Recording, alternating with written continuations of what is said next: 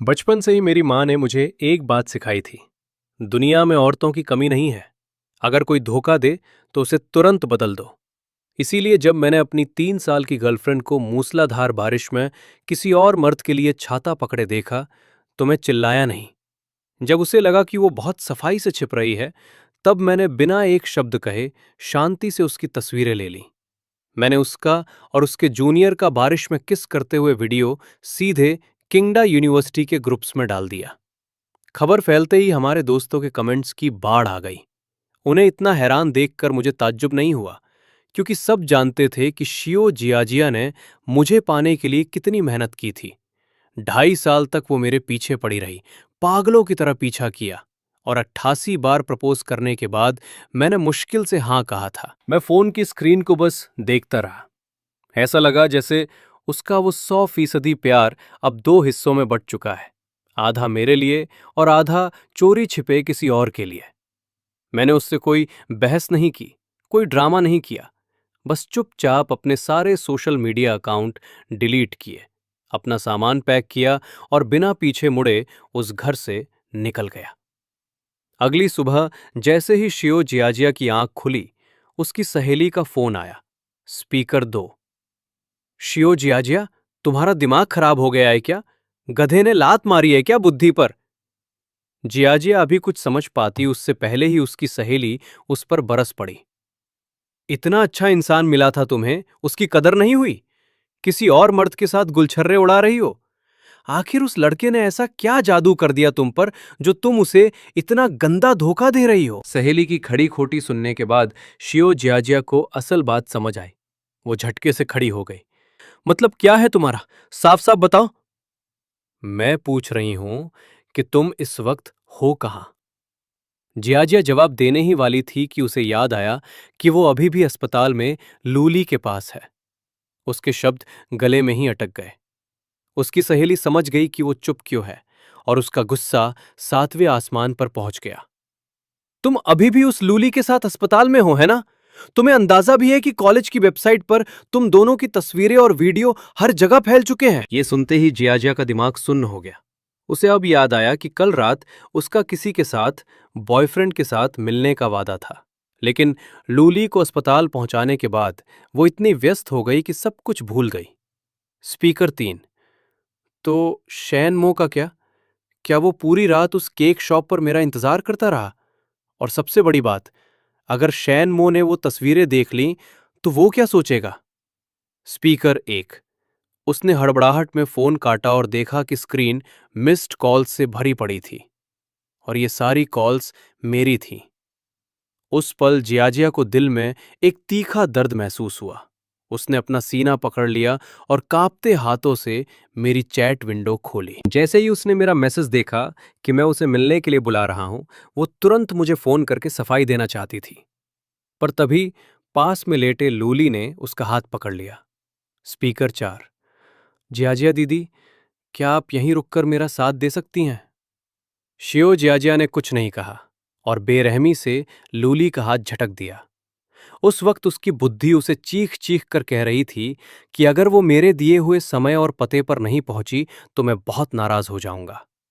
लेकिन तभी उसे वो मंजर याद आया जब सालों पहले मैं उसे अपनी पीठ पर लादकर जलती हुई आग से बाहर निकाल लाया था। ये सोचकर उसका बेचैन दिल धीरे धीरे शांत होने लगा। खुद को दिलासा देते हुए, नहीं, ऐसा नहीं होगा। वो मुझसे बहुत प्यार करता है। जो मेरे लिए जलती आग में कूद सकता है, वो इतनी सी बात पर मुझे कभी नहीं छोड़ेगा। समय बीतता गया। मैं अपने सामने वाली खाली कुर्सी को देखता रहा। 10 मिनट, फिर और 10 मिनट। जाजा नहीं आई। हमारे तय समय से अब 1 घंटा ऊपर हो चुका था। मुझे थोड़ा दुख हुआ, पर उतनी हैरानी नहीं हुई। मैं आमने सामने बैठकर रिश्ता खत्म करना चाहता था, पर शायद किस्मत को शांति से विदाई मंजूर नहीं थी। यही सोचते हुए मैंने अपना फोन निकाला और पहले से तैयार पोस्ट अपनी फीड पर डाल दी।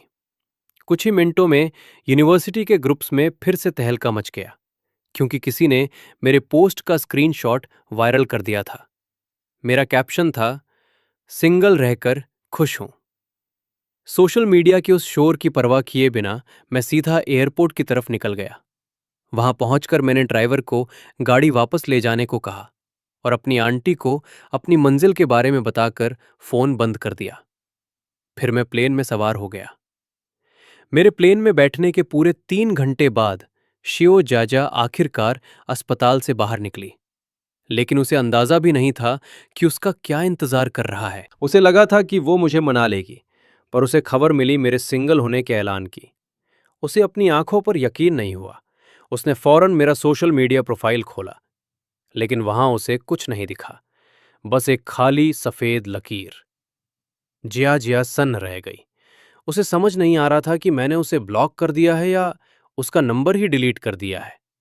घबराहट में उसने मेरा नंबर मिलाया, पर दूसरी तरफ से बस एक ठंडी बेजान मशीन की आवाज बार बार गूंजती रही।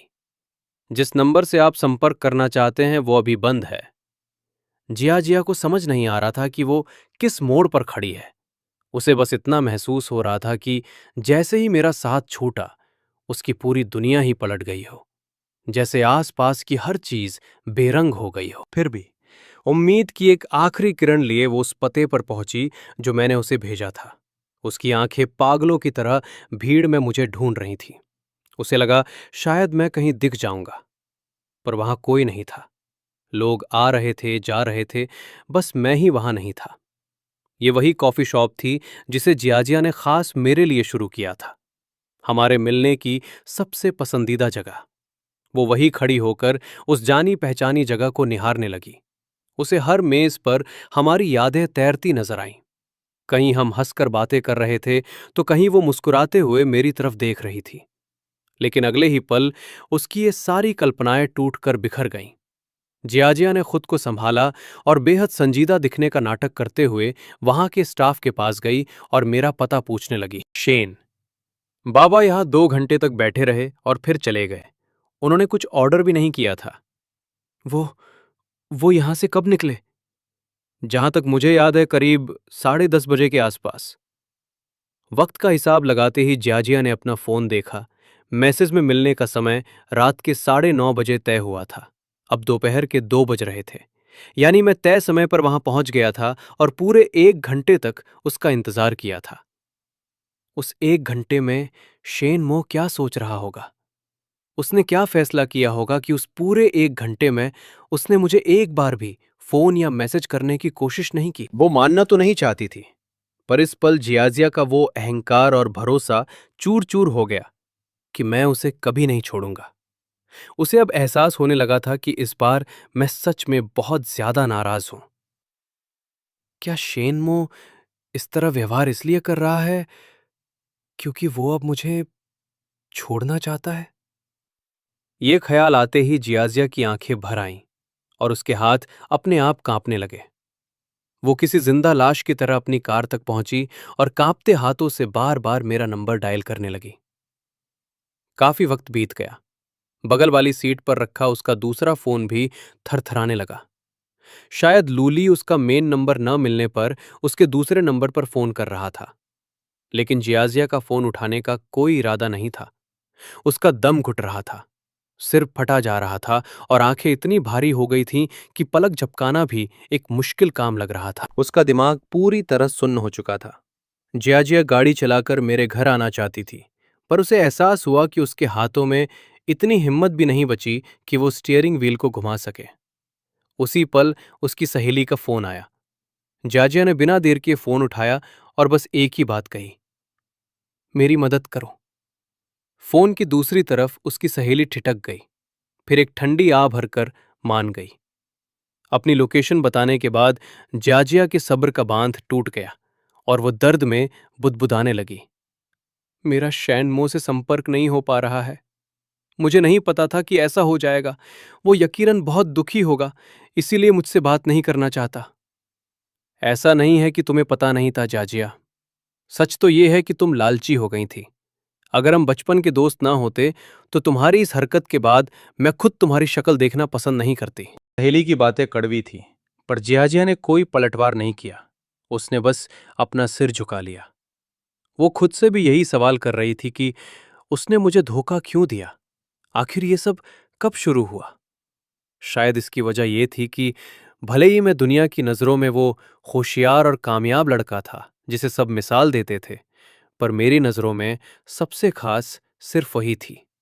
चाहे वक्त कोई भी हो या जगह कोई भी, अगर वो वहां होती तो मेरी आंखें सिर्फ उसे ही ढूंढती थीं। उसे जब भी मेरी जरूरत होती, मैं बिना एक पल सोचे उसके पास पहुंच जाता था। मैंने कभी नखरे नहीं दिखाए, कभी कोई मांग नहीं रखी, बस उसकी खुशी के लिए लगा रहा। वक्त के साथ दुनिया के सामने अपनी शख्सियत का लोहा मनवाने वाला मैं उसके सामने बिल्कुल निहत्था हो गया था। मेरे प्यार ने उसके लिए कोई सीमाएं नहीं छोड़ी थी।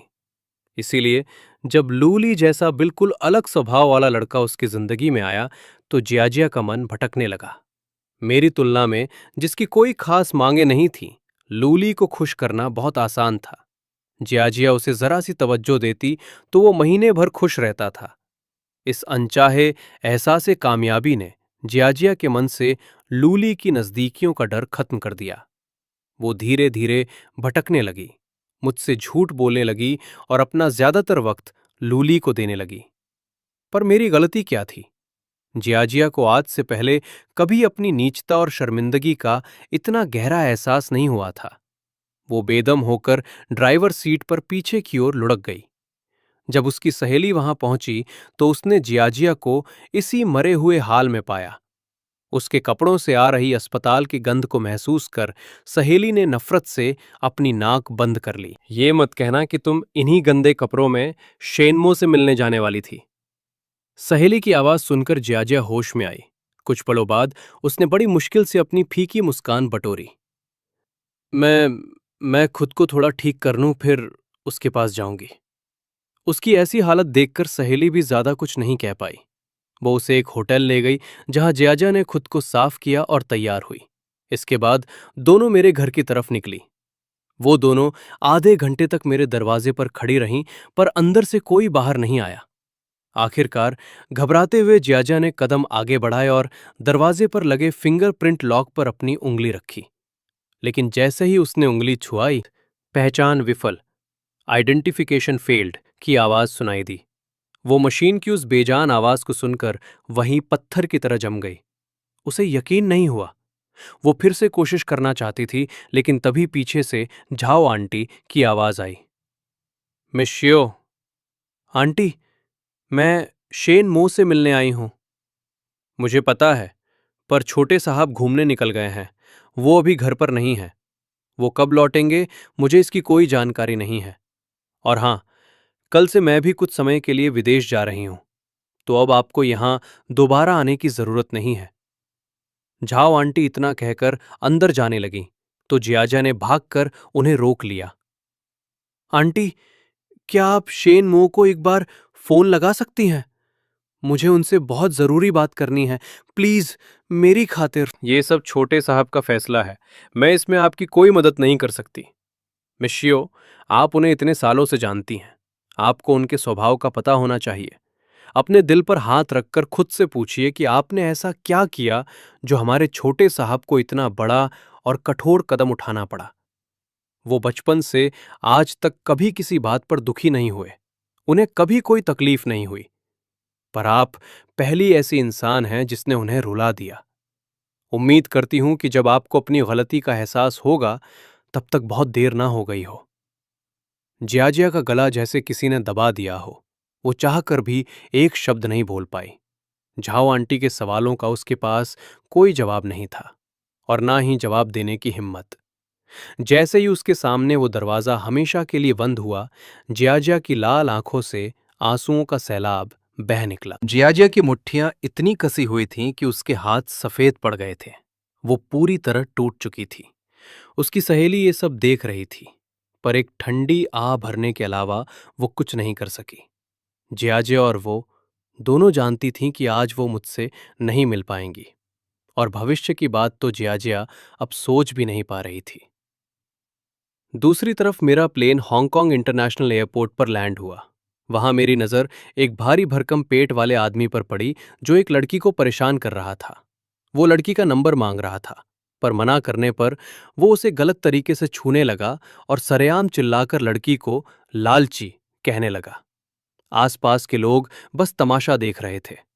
मुझसे ये देखा नहीं गया और मैं मदद के लिए आगे बढ़ा। अभी हमारी चंद बातें ही हुई थीं कि वो आदमी अपनी बेइज्जती बर्दाश्त नहीं कर पाया और गालियां देने लगा। मैंने भी कोई कसर नहीं छोड़ी और सीधे हाथ साफ कर दिए। कुछ ही देर में एयरपोर्ट के सुरक्षाकर्मी वहां पहुंच गए और हमें घेर लिया। वहीं पास के वीआईपी लाउंज में बैठे कुछ लोग इस पूरी घटना को बड़े गौर से देख रहे थे। वाह, इस लड़के की जुबान तो बड़ी तेज है। तेज तो है, पर अब मुसीबत खड़ी होने वाली है। हांगकांग एयरपोर्ट पर हाथापाई करना, ये बात छोटी भी हो सकती है और बड़ी भी। अगर उस आदमी ने हार नहीं मानी तो इस लड़के को कुछ दिन जेल की हवा खानी पड़ सकती है। तो क्या हान दीदी इस हीरो को बचाने जाएंगी? फिक्र मत करो, उसे इसकी जरूरत नहीं पड़ेगी। ये सुनकर जियांग युयाओ ने अपनी भौहें सिकोड़ी। वो कुछ कहना ही चाहती थी कि तभी उसने देखा कि दूर खड़े मैंने एक फोन कॉल किया। कुछ ही पलों में सुरक्षा कर्मियों के लीडर ने अपने वॉकी टॉकी पर कुछ बात की और फिर बेहद सम्मान के साथ मुझे आगे बढ़ने का रास्ता दिया। मेरे वहां से निकलते ही उन्होंने उस आदमी को, जो दर्द के मारे जमीन से उठ भी नहीं पा रहा था, घसीटते हुए वहां से हटा दिया। हाँ दीदी, आपको कैसे पता था कि उसे कुछ नहीं होगा? जब वो लड़का प्लेन से उतरा था तो एयरलाइन का स्टाफ उसे विदा करने खुद बाहर तक आया था।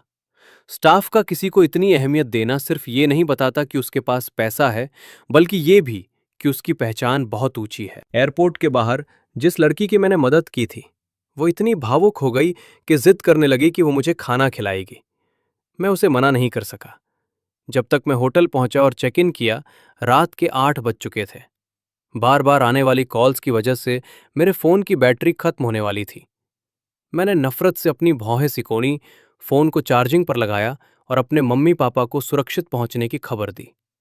अगले दिन पापा ने मुझसे कहा कि मैं अपनी बड़ी बहन शैन किंगयुए को अपने होटल का पता भेज दूं ताकि वो मेरे लिए कुछ सामान भिजवा सके।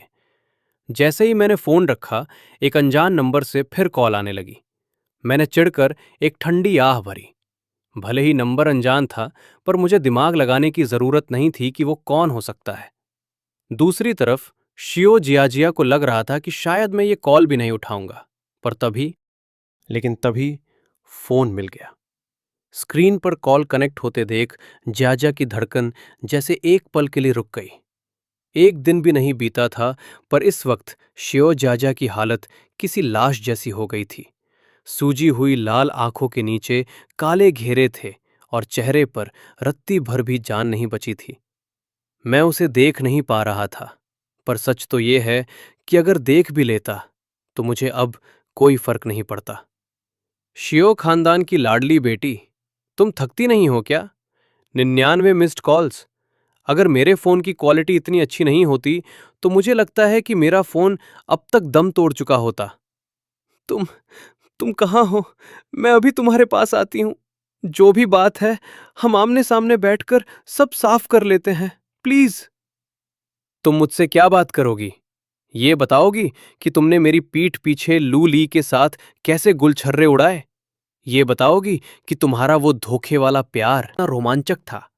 या फिर ये कहोगी कि भले ही तुमने मुझे धोखा दिया, पर दुनिया में सबसे ज्यादा प्यार तुम मुझसे ही करती हो? जिया, अपनी ये माफी अपने पास ही रखो। मेरे लिए इसकी औकात एक कौड़ी की भी नहीं है। ऐसा नहीं है शेनमो, मेरे और लूली के बीच वैसा कुछ नहीं हुआ। बस वो एक बार उसे गले लगाया था, उसके अलावा और कुछ नहीं। प्लीज मुझे इस तरह मत ठुकराओ, मुझे बस एक मौका दो। वो सिसकते हुए खुद को बेगुनाह साबित करने की कोशिश कर रही थी। कल जब से उसने मेरा साथ खोया था, जियाजिया को अपनी दुनिया उजड़ी हुई लग रही थी। उसके दिमाग में बस एक ही ख्याल था, इस रिश्ते को छोड़ना उसके बस की बात नहीं है। उसे बस किसी भी तरह उस शेन मो को वापस पाना था, जिसकी आंखों में कभी सिर्फ उसके लिए प्यार हुआ करता था। जियाजिया के लिए दुनिया की हर चीज का वजूद तभी था जब मैं उसके पास रहूं। इसीलिए वो पागलों की तरह मुझे फोन कर रही थी, पर उसे अंदाजा नहीं था कि बदले में उसे मेरी तरफ से सिर्फ नफरत मिलेगी। जियाजिया अपनी बात पूरी भी नहीं कर पाई थी कि फोन कट गया और दूसरी तरफ से सिर्फ बीप बीप की आवाज आने लगी। उसने तुरंत दोबारा नंबर मिलाया। पर उसे पता चला कि मैंने उस नंबर को भी ब्लॉक कर दिया है। हार मानकर उसने दूसरे नंबरों से कोशिश शुरू कर दी। मैं अपने फोन को बार बार बजते देख रहा था।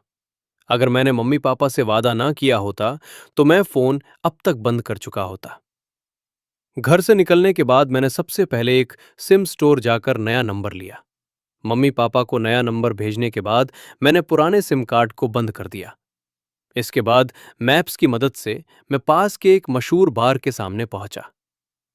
कुछ नहीं, इतना बड़ा इत्तेफाक तो नहीं हो सकता। जियांग युयाओ का दिल जोर से धड़का और वो आकर सीधे मेरे बगल में खड़ी हो गई। मैं ही इस बार की मालिक हूं। बताओ हैंडसम, तुम्हें मुझसे क्या काम है? समुद्र के किनारे वाले जितने भी सोफे हैं वो सब मुझे बुक करने हैं। पूरा एरिया मुझे अकेले चाहिए। बार के अंदर आने के बाद ही मुझे पता चला कि इस पत्थर वाली गली के आखिर में सीधा समुद्र शुरू हो जाता है। वहां बैठने पर पूरी लहरों का नजारा साफ दिखता था।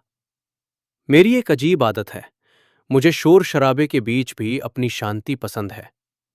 जियांग युयाओ ने मेरी नजर का पीछा करते हुए बार के पश्चिमी हिस्से की ओर देखा और मुस्कुरा दी। तुम तो बड़े जिद्दी निकले। वो जगह इस बार की सबसे शानदार जगह है और तुम अकेले पूरी जगह कब्जा करना चाहते हो। अगर तुम इतने हैंडसम नहीं होते तो अब तक मैंने तुम्हें यहां से बाहर फिकवा दिया होता। मैंने उसकी तरफ एक नजर डाली और अपनी उंगलियों के बीच जादू की तरह एक ब्लैक कार्ड निकाल लिया। पैसा कमाना है या नहीं? युयाओ की नजरें मेरे हाथ में मौजूद कार्ड पर टिक गईं और उसकी आंखों में चमक आ गई। उसने कार्ड लिया, पीछे खड़े वेटर को थमाया और फिर मुझसे पूछा, बताओ तुम्हें कितने टेबल चाहिए? मेरे 10 मीटर के दायरे में कोई नहीं होना चाहिए। जियांग युयाओ ने बिना किसी बहस के तुरंत बात मान ली। उसने एक इशारा किया और उसके आदमी फौरन टेबल खाली कराने निकल पड़े। कुछ ही देर में एक वेटर आया और मुझे समुद्र की ओर खुलने वाली बड़ी कांच की खिड़की के पास ले गया।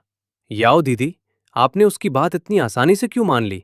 हमारे बार के पास पैसों की कोई कमी तो नहीं है। ये सुनकर जियांग युयाओ ने उसकी तरफ देखा। उसे याद आया कि एयरपोर्ट पर कैसे एक खास महिला की नजरें उस लड़के से हटी नहीं रही थीं। उसने मुस्कुराते हुए जवाब दिया, मुझे डर है कि अगर मैंने मना किया तो कोई मुझे बहुत डांटेगा। जब तक वो वहां से दूर गई, पूछने वाला लड़का अभी भी सोच रहा था कि युयाओ ने ऐसा क्यों कहा।